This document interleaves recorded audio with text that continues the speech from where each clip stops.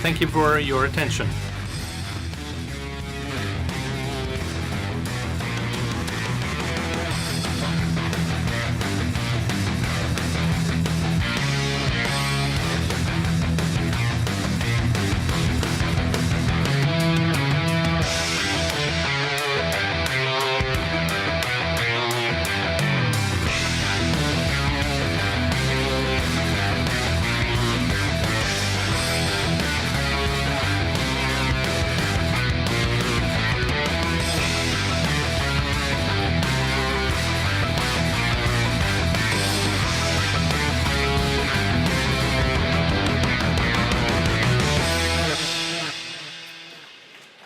Ladies and gentlemen, the Mercedes-Benz Future Truck 2025. As a moderator of a car magazine, I'm glad to be here to see this historical day. And this is the new person. He's not only a driver, he's a transport manager, from a trucker to the highway pilot. So let me welcome him. Hans, an experienced truck driver. He's in the cab, and I'm waiting to hear what he will tell us about this drive. Hans, let's start. Let's go. This view from the cab will never change, but everything else in the cab will change dramatically, I promise you. In the next 30 minutes, that will be exciting for you because we will drive on a real highway with realistic maneuvers. The future truck will handle these scenarios autonomously, and you will see how easy it is for this truck to realize that. The future for trucks and why it works that perfectly will be explained by someone who is an expert. He is the head of development at Daimler Trucks. He knows all the details in the technology. That's Sven Enerst. Hello, Mr. Stecker. Okay, nice to have you with us. The assist systems, partly autonomous driving, we know this. Simple things such as rain sensor, light sensor, cruise control, this has been around for some time. Yes, we have many of these functions. The passenger cars know this already. But for trucks, there are many more assist systems that make life easier for the driver, for the truck driver, and in general make traffic more safe. For example, proximity control, brake assist, the lane keeping assist. These are systems where Daimler has been a pioneer. The next step, therefore, would have to be the Autonomy Assist function. In a certain way, yes, an Autonomy Assist in this form cannot exist because autonomous driving is a combination of many assist systems and safety systems. We managed for the first time to combine the technologies in such a way that we have an enormously intelligent system called the highway pilot. In this kind, it's been an unprecedented function. How much Mercedes-Benz passenger know-how is in this future truck? A lot. We're in the comfortable situation that we have the expertise from passenger cars. The best technical details from passenger cars could be taken over. I mean, which truck manufacturer has that privilege? I couldn't think of one. The highway pilot told the trucker that it is available. That means the driver can lean back and relax, but how can the truck tell that it can use the system? Well, the system has a three-dimensional map with detailed topographical data. It tells the driver where he is. In this moment, it's on the highway. That's why the highway pilot is offered. It looks behind the curves and sees whether there is downhill or uphill stretch. So it's predictive. It tells the driver whether he should apply the brake, and can do many things more. How can the truck see what is happening around it? Cameras, I guess. Yes, many sensors, radar sensors, cameras also. You see that here. And down at the vehicle, there's a front radar sensor in blue and a near-range sensor. As the names say, they cover the range in front of the truck. The far range measures 250 meters with an 80-degree angle, and the near range sensor covers 70 meters at 130 degrees. In green, you see the stereo camera. Behind the windshield, it's actually the eyes of the vehicle.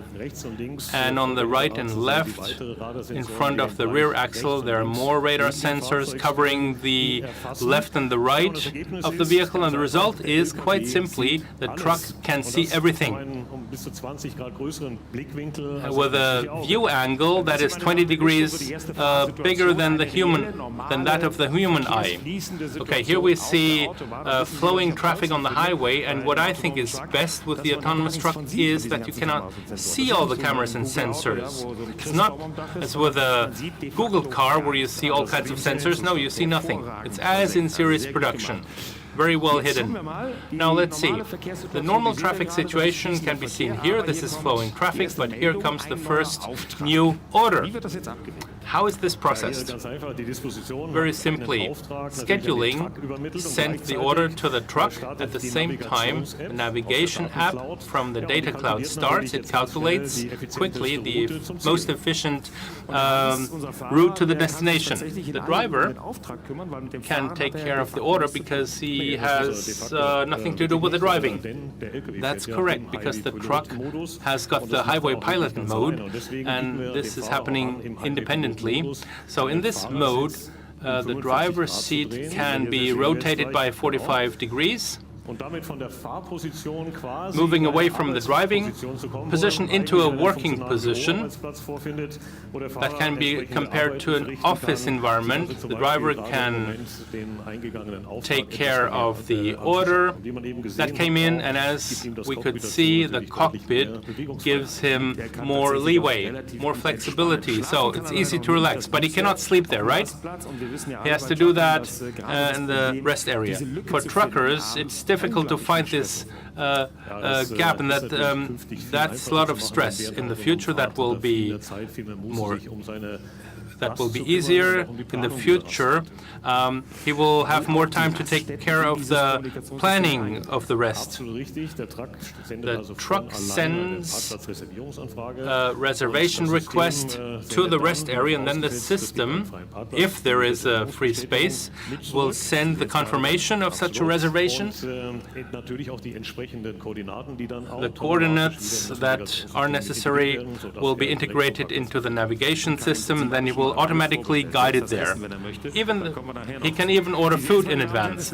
As you can see, a lot is going on the new highway. The first police car is arriving. Something's happening, but the future truck knows that already. Yes, of course, for long. The vehicles are all linked up in a network. How does this work? This V2V in this situation.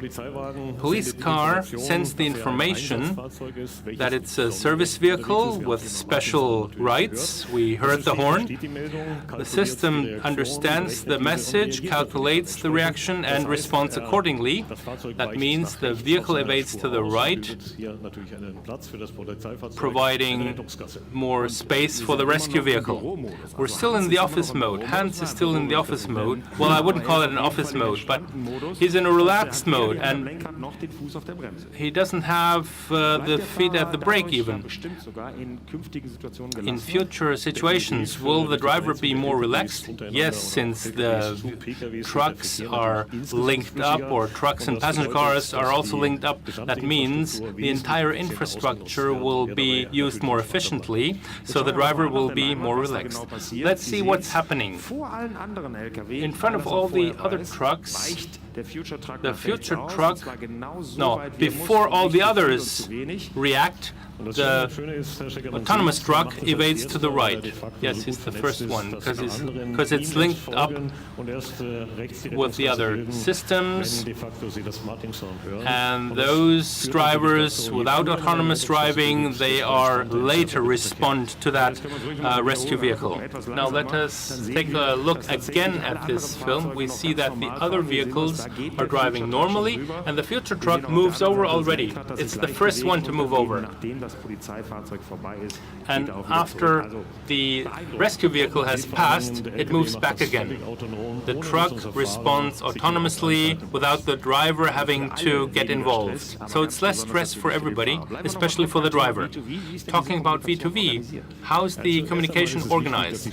First, it has to be standardized. The vehicles have to communicate with one another. They have to understand the signals that the others send. Our vehicle has to send signals that others can understand.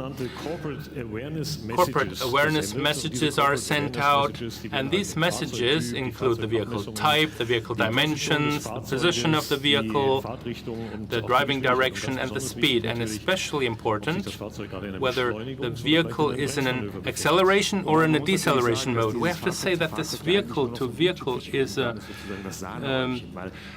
actually something in addition. Everything else exists. Thanks to your colleagues, we have internet in passenger cars and so on. So that's an increase of what we already have. Exactly. Everything is fully automatic, right? Correct, in a staggered approach. One of the messages, several messages per second, 10 messages per second can be transmitted. For example, when there is a traffic jam, a sudden traffic jam, I mean, we can talk a lot about infrastructure. Traffic jams will always exist. Behind a curve, that's very critical, of course. On a highway, we all know that. But the future truck will not be taken by surprise with that. Definitely not. It's prepared. The information exchange among the vehicles ensures that the truck and the driver are informed about what's happening. Here you see the vehicle. It simulates a vehicle breakdown. The next situation that can come up, the vehicle breakdown means that the following traffic has to slow down. It's getting sluggish traffic, probably even a traffic jam. In general, we have systems in use providing excellent services to avoid rear-end collisions. And this will continue to be the case, but the permanent exchange of data between vehicles in combination with the multi-sensors of the vehicle should ensure that the critical situations will no longer come up in the future. In the future truck, the braking will occur very early. So that is a victory for all drivers. Now, vehicle breakdown ahead, and the vehicle evades. Here, an oil spill is simulated, and that's also possible. Stop and go cannot be avoided. This will continue to come up in the future, but that will be more acceptable. And today already, the heavy-duty trucks can be ordered with a stop-and-go assist function that facilitates life. Together with the other assist systems and the linked-up sensors, we will have an autonomous system in the future that allows the driver in stop and go to sit in the working position, the tilted position, to take care of other work. He doesn't have to bother about the traffic jam. He can write SMS, go into Skype. Now let's see what the truck does in the traffic jam. The police car is gone. Here we see the truck lowers its speed, so it responds. There is sort of an end of the traffic jam. everything happens fully automatically. Now it's adapting, it's preparing to evade this obstacle, and this time it has to go to the middle of the lane without being a problem for the other vehicles. Now I think the driver would have to respond to this traffic jam. He would have to, yes, but here nothing happens. The driver is still sitting in its working position, the truck, without having to grab the steering wheel, because the vehicle is going to the left border of the lane, slowed down, went to the line, passes the obstacle, and then comes back into the original position of the right lane. Okay, perfect job, and we can take a look at that once again. It's even more impressive when we take a look at it in slow motion. All the communication media are used, Skype, everything is involved. The vehicle passes the obstacle at the right speed, in the right way, and basically the system works better than a human being could control that. The truck knows the position and the size of the broken-down vehicle because it has scanned it previously. The truck knows it for quite a while because it has signaled to him. It knows the size and position of the broken-down vehicle, but it also evaluates all of the data from the sensors that are scanned, and that it uses that to calculate the maneuver and executes the maneuver. Just pass by the broken-down vehicle, and that's it. Great. How can the truck differentiate between lane and hard shoulder, emergency lane? It has lateral sensors, and which allow him to assess the lanes. To me, it sounds like the driver only needs to go into the cab, lay back, and let the highway pilot do the work. For our truck, that is feasible, but the environment and the infrastructure is not ready for it. That's why we're not ready to parameterize overtaking operations or exiting or on-ramping, because it's also not allowed in Germany legally. I think vehicles can do it, passenger cars prove it, but let's see what the future has